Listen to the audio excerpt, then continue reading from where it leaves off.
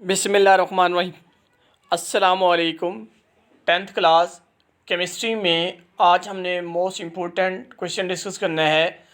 इस क्वेश्चन में annual exam में लॉन्ग या वन शॉर्ट आ जाता है डिफाइन ग्रीन हाउस इफेक्ट, या फिर शॉर्ट आ जाता है स्टेट द ग्लोबल वार्मिंग।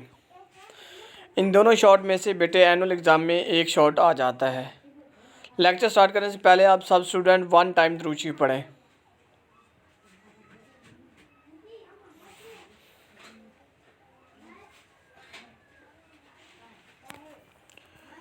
जी बेटे, आज का हमारा topic green house effect and global warming.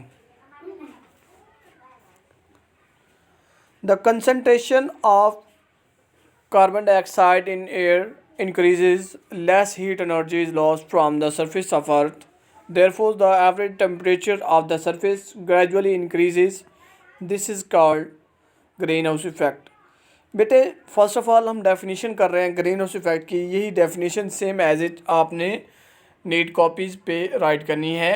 जैसे जैसे कार्बन डाइऑक्साइड की कंसंट्रेशन इंक्रीज़ हो रही है, ठीक है, और हीट एनर्जी जो है वो कम लॉस हो रही है अर्थ से, इसे हम ये कहेंगे, एक्चुअली ये जो प्रोसेस हो रहा है इसे हम ग्रीन हाउस कहते हैं, क्योंकि एवरेज जो टेम्परेचर है वो भी सरफेस का इंक्रीज़ हो रहा है। अर्थ का जो सरफेस का टेम्परेचर है वो भी इंक्रीज़ हो रहा है।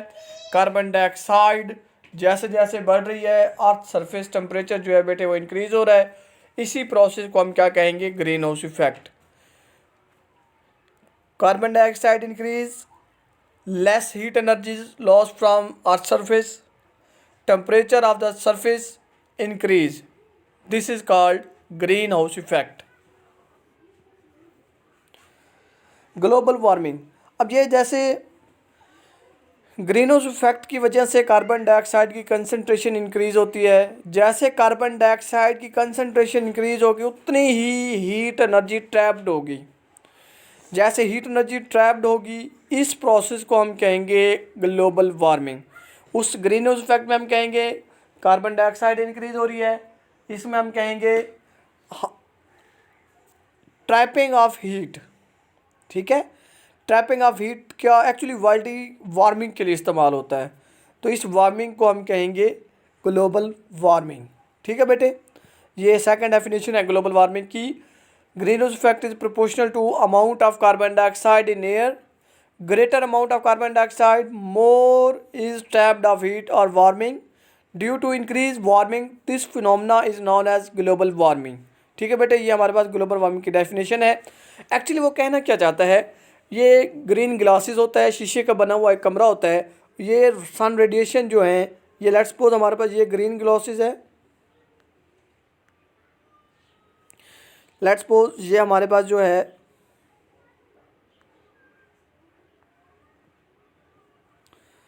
ये हमारे पास ग्रीन ग्लास है, ये हमारे पास सन है, इधर से रेडिएशन आती हैं। रेडिएशन जैसे कार्बन रेडिएशन आएंगी, अर्थ का टेम्परेचर बढ़ेगा। इस प्रोसेस को हम कहेंगे ग्रीन हाउस। बट जैसे जैसे रेडिएशन इंक्रीज होंगी, अर्थ का टेम्परेचर ज़्यादा होगा, ये रेडिएशन जो बैकवर्ड हैं वो कम होंगी। जो रेडिएशन सन से आएंगी, अर्थ से स्ट्राइक करेंगी, बैकवर्ड मूव होंगी। जो रेडिएशन आने का प्रोसेस है, अर्थ का टेम्परेचर इंक्रीज़ होता है, इससे हम कहते हैं ग्रीन हाउस इफेक्ट। अर्थ का टेम्परेचर कैसे इंक्रीज़ होता है? वो बेटे जैसे ये रेडिएशन है, अर्थ इन रेडिएशन को अपने अंदर ट्रैप कर लेती है, रोक लेती है। ठीक है बेटे, इन रेडिएशन को अपने अंदर रोक लेगी, इससे ज़मीन का टेम्परेचर और ज़्यादा बढ़ जाएगा, अर्थ का टेम्परेचर और ज़्यादा बढ़ जाएगा। जो एनर्जी रिलीज़ होगी बेटे वो कम होगी। इस प्रोसेस को बेटे हम क्या कहेंगे? ग्लोबल वार्मिंग और ग्रीन हाउस इफेक्ट। ये बेटे डायग्राम है हमारे पास, ये अर्थ है, सन है, रेडिएशन इधर से आ रही हैं और इधर एटमॉस्फेयर में जा रही हैं, कार्बन डाइऑक्साइड इंक्रीज़ हो रही है। ठीक है, इस प्रोसेस को ग्रीन हाउस इफेक्ट कहते हैं हम। और ये सेकंड हमारे पास वही प्रोसेस है, इसमें उन्होंने ये दिखाया है कि कंसनट्रेशन कार्बन डाइऑक्साइड जैसे इंक्रीज़ होंगी ह्यूमन एक्टिविटी की वजह से, ठीक है, वही प्रोसेस क्या क्रिएट करेगा? Green house effect. ये देखें इधर इस डायग्राम में ह्यूमन एक्टिविटी की वजह से कार्बन डाइऑक्साइड इंक्रीज हो रही है।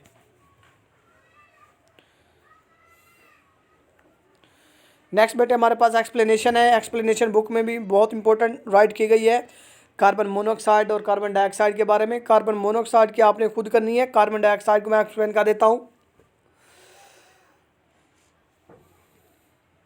Carbon dioxide form a layer around the earth like involve. Carbon dioxide है बेटे, as you know that is very important gas. ठीक है, हम इसे रिलीज करते हैं, प्लांट इसे यूज़ करते हैं, उन प्लांट से हम ऑक्सीजन लेते हैं। वो ये बात कर रहे हैं कि कार्बन डाइऑक्साइड एक ऐसी गैस है जो हमारी अर्थ के ऊपर इन्वॉल्व है। इसका ये रेडिएशन को it allow the heat rays of sun to pass through it and reach up the earth. These rays are reflected from earth surface and go back to upper atmosphere. Normal concentration of carbon dioxide layer retains enough to heat keep the atmosphere warm. वही बात की अभी तक उसने, वही जो बात कर रहा है ग्रीन हाउस इफेक्ट में, यहाँ तक जो हमने अभी रीड किया वही बात कर रहा है ग्रीन हाउस इफेक्ट और ग्लोबल वार्मिंग वाली। वो कह रहा है जैसे जैसे इसकी कंसंट्रेशन इंक्रीज होती जाती है, अर्थ का टेम्परेचर इंक्रीज होता है, इसी process global warming green house effect कहते हैं। अब वो बात कर रहे हैं कि ये जो कार्बन डाइऑक्साइड कंसंट्रेशन है ये बेनिफिशियल है नॉर्मल हमारे लिए। अगर ज़्यादा हो जाएगी इसकी कंसंट्रेशन तो ये अर्थ का टेम्परेचर इंक्रीज हो जाएगा। अर्थ का टेम्परेचर इंक्रीज हो जाएगा, वो हमारे लिए अनहैबिटेबल होगी, रहने के काबिल अर्थ नहीं होगी, क्योंकि उसका टेम्परेचर बढ़ चुका होगा। और अर्थ का एवरेज टेम्परेचर जो है -20 डिग्री होता है। प्रेजेंटली एवरेज टेम्परेचर है 15, यानी टेम्परेचर बढ़ रहा है। कार्बन डाइऑक्साइड पोल्यूटेंट नहीं है, जहरील ना पोल्यूटेंट है ना पॉइजनस है, बट ये प्लांट के लिए बहुत ज़रूरी है। Is essential gas for plant O2 for animals. Carbon dioxide के लिए प्लांट के लिए बहुत ज़रूरी है, एनिमल्स के लिए, हम इंसानों के लिए ऑक्सीजन बहुत ज़रूरी है। ठीक है बेटे, कार्बन डाइऑक्साइड को प्लांट यूज़ करते हैं फोटोसिंथेसिस में, और इसके बदले वो बेटे ऑक्सीजन प्रोड्यूस करते हैं।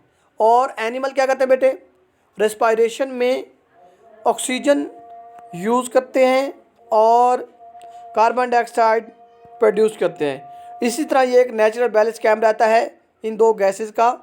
ये देखें बेटे, नेक्स्ट ये प्रोसेस आपके सामने राइट किया हुआ है। ग्लूकोज है, फोटोसिंथेसिस हो रही है, फोटोसिंथेसिस में ये ग्लूकोज हमारे पास है, ग्लूकोज से ऑक्सीजन भी है। फोटोसिंथेसिस रेस्पायरेशन हो के एनिमल में ऑक्सीजन यूज़ करते हैं, कार्बन डाइऑक्साइड और वाटर प्रोड्यूस होगा। इधर इनका रिएक्शन होगा, कार्बन डाइऑक्साइड और वाटर का रिएक्शन होगा। प्लांट्स में फोटोसिंथेसिस का प्रोसेस होता है, इससे ग्लूकोज और बेटे ऑक्सीजन प्रोड्यूस होगी। ठीक है बेटे, यही बात इस रिएक्शन में की गई है जो आपने इस पैराग्राफ में डिस्कस की। इस पैराग्राफ में वही बात मैं दोबारा रिपीट कर देता हूँ।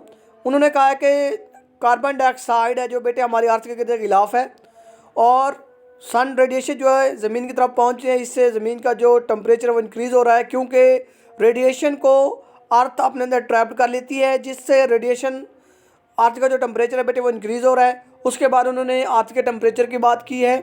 जब वो अर्थ के टेम्परेचर की बात करते हैं उसके बाद उन्होंने प्रॉपर्टी बताई है कार्बन डाइऑक्साइड की कि वो एयर पोल्यूटेंट नहीं है। ठीक है, फिर उन्होंने ये बेनिफिशियल इनका बताया, ये हमारे लिए क्यों इंपॉर्टेंट है, प्लांट के लिए क्यों इंपॉर्टेंट है कार्बन डाइऑक्साइड। कार्बन डाइऑक्साइड बेटे एनिमल्स यानी ह्यूमन वगैरह ये सब रिलीज़ करते हैं और ऑक्सीजन लेते हैं। अब ये हम रिलीज़ क्यों करते हैं, एज यू नो कि कार्बन डाइऑक्साइड प्लांट के लिए बहुत ज़रूरी है, जिस तरह हमारे लिए ऑक्सीजन बहुत ज़रूरी है। अगर हम कार्बन डाइऑक्साइड रिलीज करते हैं, इसके बदले हम प्लांट से क्या ऑक्सीजन लेते हैं। ऑक्सीजन हमारे लिए बेनिफिशियल है, प्लांट के लिए कार्बन डाइऑक्साइड उतनी ही बेनिफिशियल है। ठीक है बेटे, ये टोटल बात उन्होंने इस रिएक्शन में डिस्कस कर दी है। दो प्रोसेस बताए हैं, रेस्पायरेशन और फोटोसिंथेसिस। इन्हीं दो प्रोसेस के ज़रिए वो जो प्रोसेस है कार्बन डाइऑक्साइड और ऑक्सीजन का उन्होंने एक्सप्लेन किया है।